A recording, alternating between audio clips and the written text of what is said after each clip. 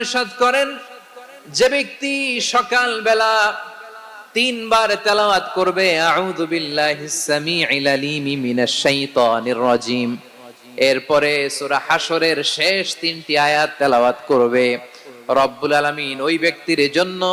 70,000 ফেরেশতা নিয়োগ দিবেন যারা সারা দিন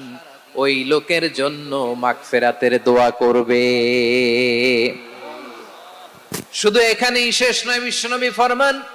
ওয়া ইন মাতা ফি যালিকাল ইয়াউমি মাতা শাহীদান, ওই দিন যদি ওই ব্যক্তিটা ইন্তেকাল করে সে শহীদ হয়ে কিয়ামতের দিন আল্লাহর সামনে দাঁড়াবে। সকালবেলা যদি পড়েন 3 বার আউযু বিল্লাহিস সামিউল আলিম মিনাশ শাইতানির রাজিম 3 বার পড়ে সূরা হাশরের শেষ 3 আয়াত যদি তেলাওয়াত করেন, তাহলে আপনার জন্য আল্লাহ তাআলা 70,000 ফেরেশতা নিয়োগ করবে। সারা দিন তারা আপনার জন্য মাগফিরাত